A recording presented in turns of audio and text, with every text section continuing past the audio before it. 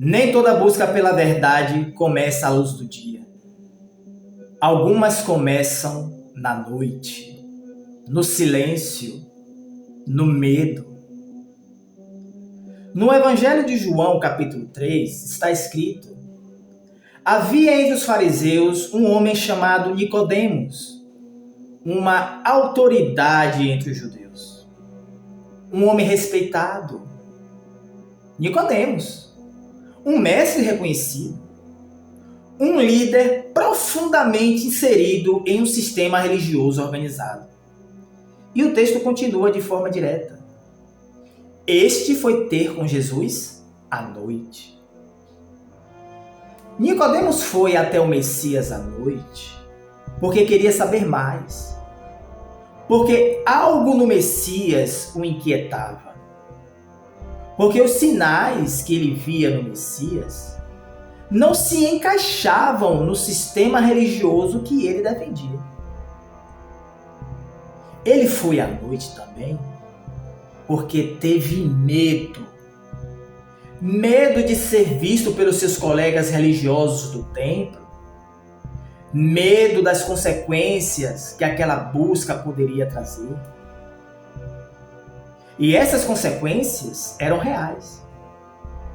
Se Nicodemos fosse visto demonstrando simpatia pelos ensinos e sinais do Messias, ele poderia perder sua posição como autoridade entre os judeus.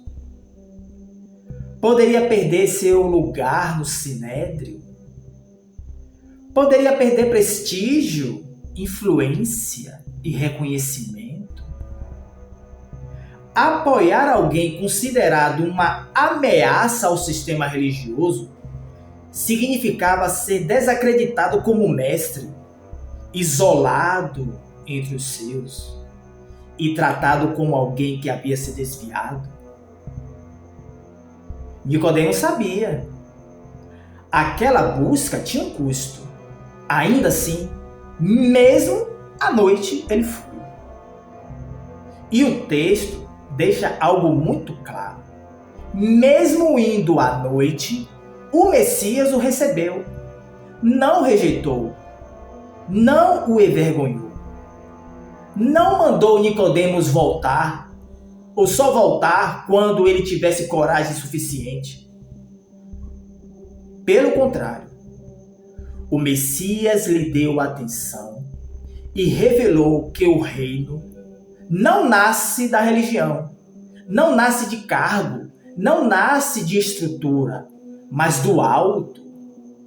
O Evangelho mostra que Nicodemos passa por um processo. Em João capítulo 7 está escrito: Nicodemos, aquele que anteriormente foi até Jesus de noite, sendo um deles, lá do Sinédrio, disse-lhes: porventura nossa lei julga um homem sem primeiro ouvi-lo e saber o que ele fez? Note, Nicodemos começa a questionar o sistema por dentro, ainda com cautela, mas já não totalmente em silêncio. Em João capítulo 19, lemos: Nicodemos, aquele que anteriormente foi até o Messias à noite, levou quase 100 libras de uma mistura de mirra e aloés para preparar o corpo do Messias, que fora morto. Agora Nicodemos se expõe publicamente, identificando-se com o Messias rejeitado e morto. Veja só. As Escrituras não dizem com palavras que Nicodemos se tornou discípulo, mas nos revela muito. Nicodemos começa à noite, mas não permanece nela. Ainda hoje, existem pessoas dentro de sistemas religiosos que vivem exatamente esse mesmo processo de Nicodemos. Pessoas sinceras, pessoas devotas, pessoas que ocupam posições, funções, responsabilidades. E em algum momento, algo não encaixa mais. na cabeça delas. Algo faz elas despertarem. Passam a ver que certos ensinos entram em choque direto com as palavras do próprio Messias. Certas práticas são mais controle do que cuidado. E essas pessoas começam a perceber algo ainda mais sério. Que existem verdades que não são ensinadas, verdades que foram ocultas dos olhos delas, textos que não são lidos com liberdade, assuntos que são desencorajados, perguntas que não devem ser feitas.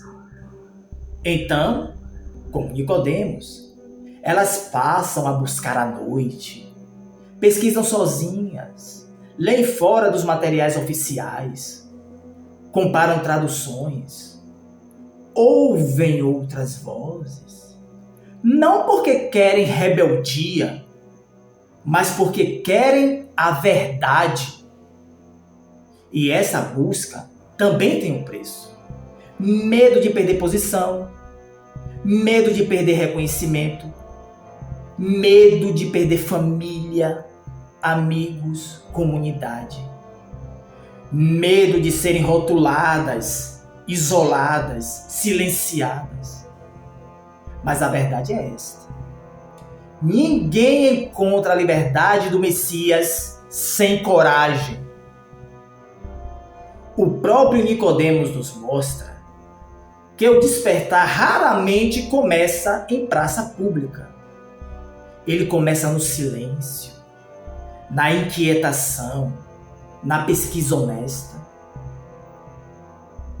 E o Messias que recebeu Nicodemos à noite continua recebendo hoje todos os que o buscam com sinceridade, mesmo que ainda estejam cheios de medo. Mas o relato de Nicodemos também mostra algo inevitável. Quem realmente encontra a verdade não consegue permanecer escondido para sempre. Porque chega um momento em que a voz do Messias fala mais alto do que o sistema. E quando isso acontece, a libertação começa. Porque a verdade importa. E a verdade está